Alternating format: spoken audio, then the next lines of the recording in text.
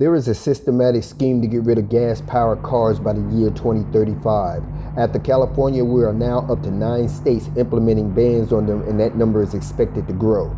Two reasons for this. The first is because the ruling class know they can't stop people in gas-powered cars, and most gas-powered, especially older models, can't be tracked. I just found something super interesting that you should probably know about.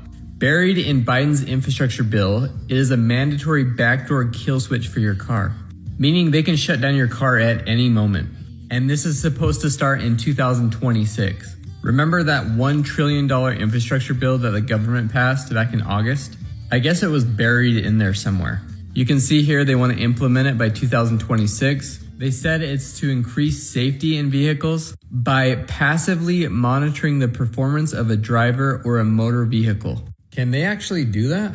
The second one is simple. Corporations runs the world. And if you think, no problem, I will find an old car in the future and restore it. That's what companies like WeBuyAnyCar.com afford to take these cars off the road. Some may be restored, most will be used for parts. Remember when they had that problem of vehicle production because of chip shortage and companies like Tesla was first in line to receive the new shipments?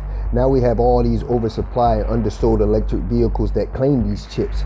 How do we know that wasn't part of the plan to create an artificial shortage on gas-powered cars that lack these chips to push people to electric? They make it seem like electric vehicles are the thing to have, but in reality, the demand for these cars are nowhere near what they pretended to be. So much so that the car companies have more in supply than what is demanded by the public. Some dealers are even refusing orders.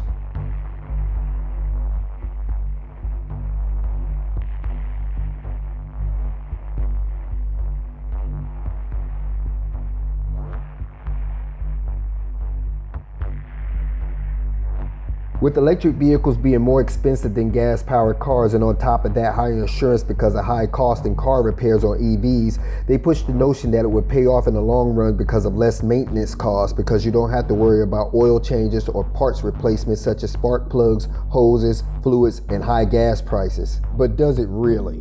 The biggest drawback in owning an electric vehicle besides the extra weight it carries is battery replacement, which in some cases costs almost as much as another car. But the thing they will never mention is that long-term owners of electric vehicles will have a problem trying to trade in or sell their used car when the battery of their car approaches end-of-life cycle. People will most likely not buy a used electric car, which will open the door to people more likely to rent an electric cars, just like renting an apartment. Once they're done, you just rent a new one.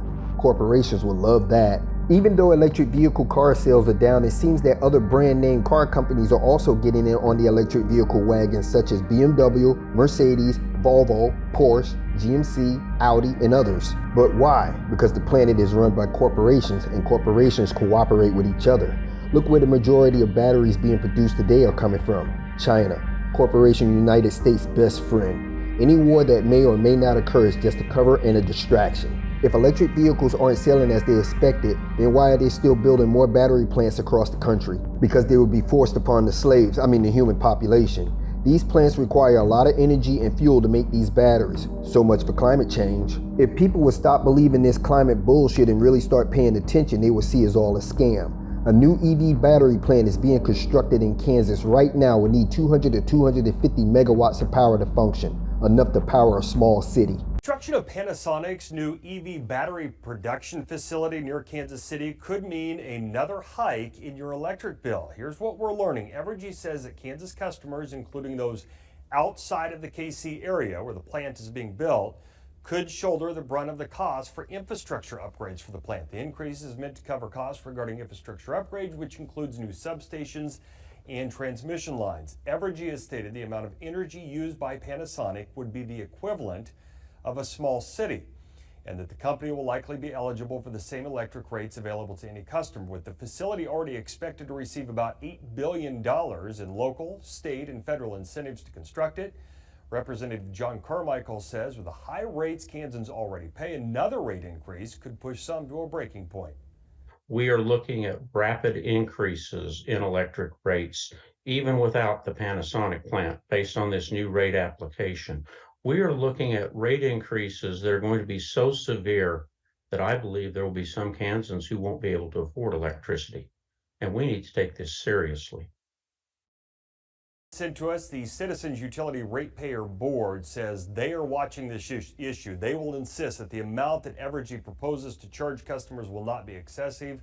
We also reached out to the governor's office and received this, telling us while utility infrastructure is always a discussion point in these projects, we believe that these types of investments will continue to have a positive economic impact and help reduce the burden on Kansas ratepayers.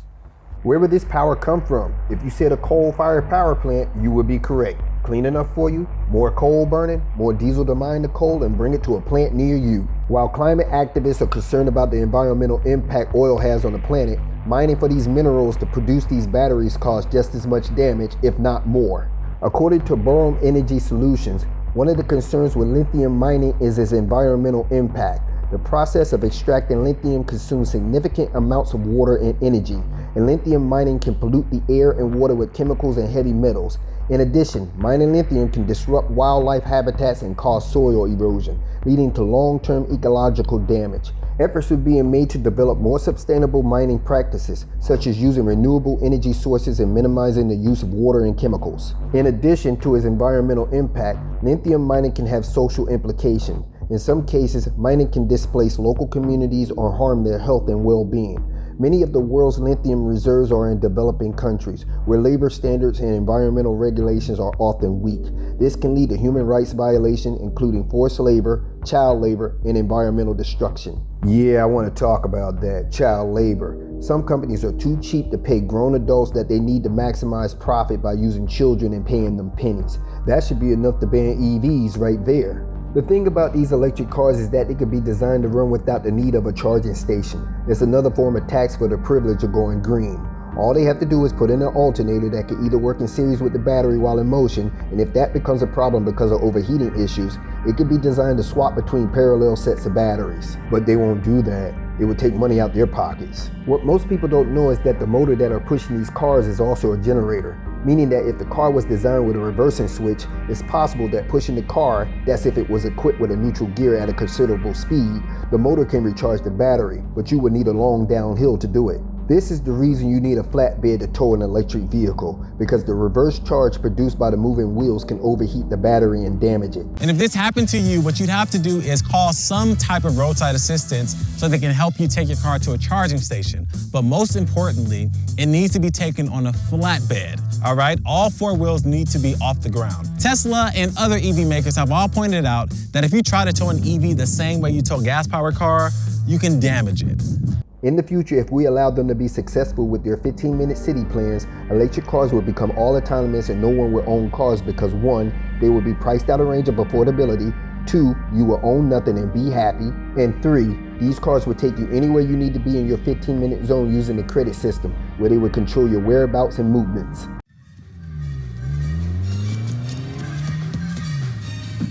Hello, I'm Johnny Cat. Where can I take you tonight? Drive! Would you please repeat the destination? The fare is 18 credits, please. Sue me, dickhead. The good thing about gas-powered cars is that they can still be used if there was a grid shutdown. The way they playing with Mother Nature by manipulating the weather, you can never be too sure power will always be available. Remember those storms that knocked out the power for days in major cities? What will you do then? At least you can store gas before a gas station shuts down. Another problem with these electric cars is that they will have low performance in hot and cold weather, something that is never an issue with gas-powered cars. I'm not into politics, but I find it very funny that the majority of people that really believe electric cars will help with the fake climate change are Democrats. The ruling class really have the people divided amongst themselves. For those that think it's a good idea for the country to go electric because of climate change, let me ask you this. Would you take a chance on riding a fully electric plane? Just charge it up and go. I would love to hear your answer on that. If your answer is no, then you are a hypocrite. Though it is talks that there will be electric planes in the air by 2030, but what you need to keep in mind is that an electric plane will require a very large battery pack. If a standard electric car adds an extra 500 pounds to the vehicle from the battery and motor, imagine how much an Airbus would weigh just to get enough power to get it off the ground. Heavier plane, harder landing. And if electric cars have the potential of exploding for no reason, imagine that happening to a plane.